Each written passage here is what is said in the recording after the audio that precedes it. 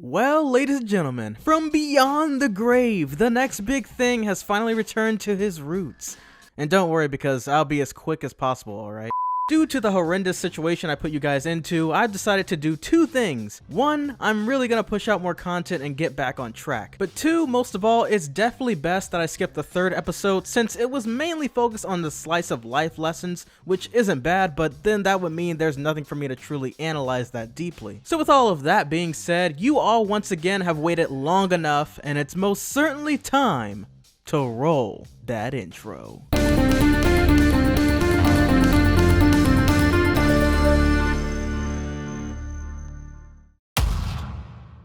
Straight from the beginning, Sprig and Polly annoy the living skin out of both Anne and Hop Pop, who later decide to kick the both of them out in order to force them to work together so they can get some peace and quiet. And this was one of the most random, most convenient things to ever occur. I mean, what kind of a path eventually leads to a crossroad purposely made for travel partners to better their relationship? Anyways, despite the weird cartoon logic, Polly and Sprig make their way through the path and slowly begin to learn how to work with one another. All while Hop Pop explains to Anne about the wonders of a relationship and its similarities to growing a farm.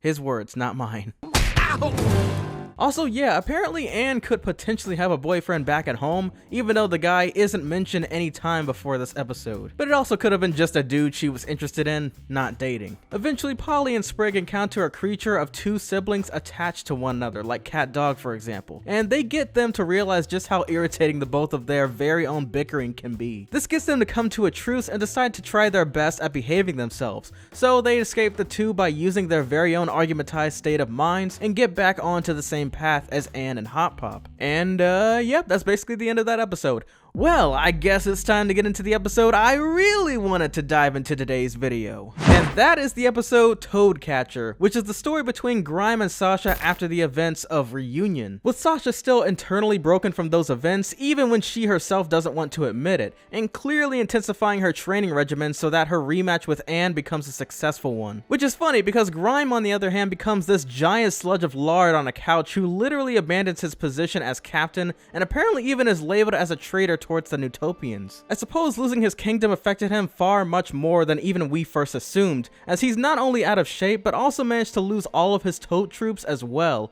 except for both Percy and Braddock. And more than likely I'm overthinking this, but it's strange how even one of Grime's most loyal Toad, Gary, was nowhere to be seen either. I mean, he was known to be the Toad for never missing a single day of work even whenever he was sick. Now, another thing about Grime slacking off is how he uses Sasha's phone like a TV, much like how the Planters would use Anne's. But going back to Sasha and Grime, Sasha evidently is still upset over her defeat at Toad Tower, but it's also noteworthy to mention her dark side by stating, and I quote, "Put those frogs back in their place and reclaim what's ours." So this not only proves Sasha's wicked ways have not exactly faded away, but instead she's become even worse in spite of her near reform. In the meantime, a Newtopian soldier ends up going on the search for Grime after becoming a fugitive for no longer taking over his position. And now that I think about it, I find that strange because wouldn't that mean the Newtopians aren't exactly as peaceful as they may appear? In retrospect, they decide to hunt down a Toad dictator who purposely wanted to keep frogs in their place once he chose to relieve himself from his post.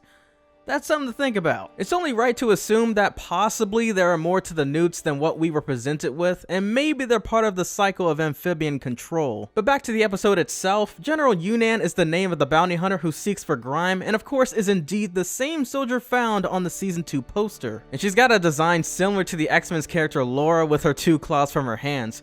Now all she's missing is one on each of her feet, but that's a long shot. Yunnan also mentions how she defeated a warrior by the name of Ragnar the Wretched, I think? Maybe it's the big guy from the poster. Maybe we'll see this supposed threat, or maybe it's just a one-time mention, who knows. During Yunnan's search for Grime, it's rumored that Grime was a Toad warrior notorious for starting out as a gladiator, which explains quite a bit about his fighting skills and brutal demeanor. Only ironically, once she finally stumbles upon him, he's a completely different person as opposed to who she was expecting to battle against. And after showing off her insane savagery, even Sasha decides to temporarily flee from the situation. And while running away, Sasha gets on to Grime for losing himself over time and not training as relentlessly as she has, when in reality she's upset about the loss of her old friendship with Anne. Solo training would be her way of not only releasing some of that tension, but also her way of blinding herself from the true issue at hand. And this is something that Grime himself calls her out for, predicting that would happen even before the events transpired right before the duel. Stamp this out. Make her yield. Fail, and nothing will ever be the same. Not gonna happen. But I believe what really ticked off Sasha the most was not only did she internally feel hurt for losing a friend, but she probably hated the idea of being exposed for her manipulative and controlling ways. Much like how Azula was towards her friends after losing control of them in Avatar: The Last Airbender. Sorry, that was literally the very first character that popped up in my head just now. Going back to the story though, Grime even gives Sasha the opportunity to run away and abandon him so that she can be safe. To which Sasha refuses to do due to her secretly caring for Grime and seeing him as the only one left she truly feels to entrust with her life.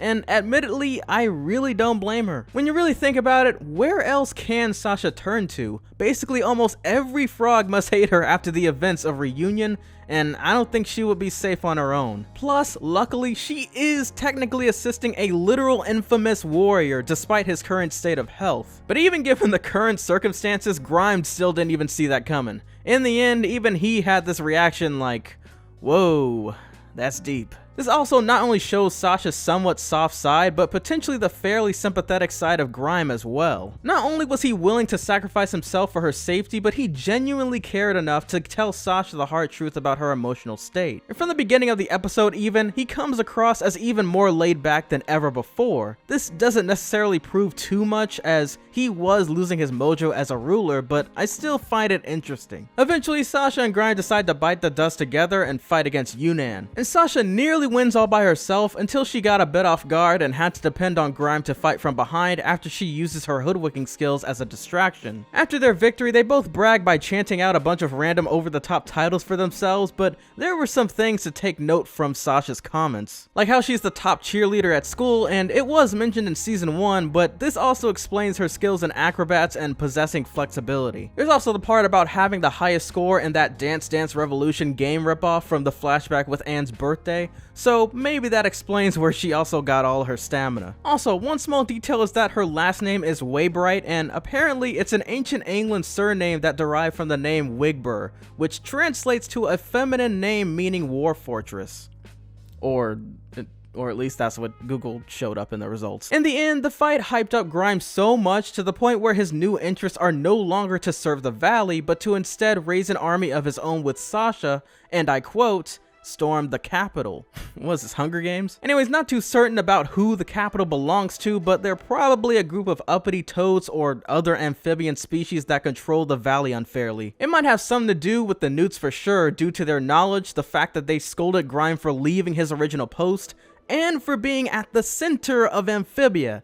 Kinda coincidental, don't you think? There's not only that, but Sasha in the end also has plans of her own, and she more than likely won't be holding back next fight. Plus, this could mean that Grime and Sasha may be on their way to Newtopia as well, and may even run into Anne on their way there if the capital does end up being located in Newtopia. But hey, only time will tell. But before I completely end this video, don't forget to support this channel on Patreon at patreon.com/TNBT if you're able to. I'm glad to be back, and this has been your boy, The Next Big Thing, back again with another analysis video. Peace!